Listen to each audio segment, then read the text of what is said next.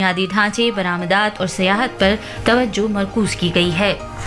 वजीर खजाना निर्मला सीतारमन ने कहा है कि मरकजी बजट 2025 ज़राअत, देही खुशहाली और शहरी तरक्की पर तवज्जो मरकूज करता है और इस्लाहात पर जोर देता है। कल दोपहर नई दिल्ली में नामानिगारों से खिताब करते हुए वजीर खजाना ने कहा कि इस बजट में विकसित भारत की राह पर मुल्क को ले जाने के बारे में कई बातें कही गई हैं।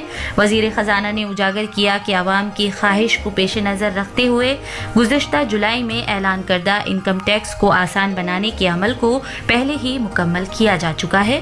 उन्होंने कहा कि इस सिलसिले में इनकम टैक्स से मुताल्लिक नया बिल अगले हफ्ते पार्लियामेंट में पेश किया जाएगा।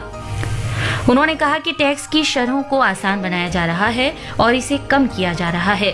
मोहतरमा सीतारमन ने कहा कि इनकम टैक्स में छूट की हद को 7 लाख रुपए से बढ़ाकर 12 लाख रुपए करने से मजीद 1 करोड़ लोगों को फायदा पहुंचेगा। इत्तलात और नशरियात के वजीर अश्वनी वैष्णव ने कहा कि मरकजी बजट 2025 ने विकसित भारत के लिए एक वाज़ेह रोड मैप तैयार किया है।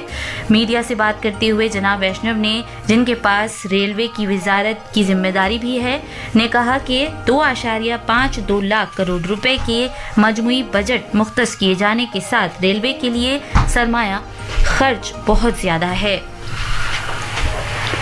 वजीर आजम नरेंद्र मोदी ने मरकजी बजट 2025 की तारीफ करते हुए इसे मुल्क की तरक्की के लिए यकसर तब्दीली लाने वाला करार दिया है।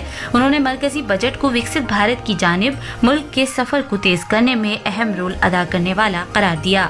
कल बजट के बाद अपने पैगाम में जनाब मोदी ने कहा कि मरकजी बजट मसनूई जहानत, खिलौने की मैन्युफैक्चरिंग, ज़राअत, जूते चप्पल, खुराक की डिब्बाबंदी और GIG इकोनॉमी समेत मुतादिद शोबों में इख्तिरा, सनतकारी और पायदार तरक्की के लिए राह हमवार करता है।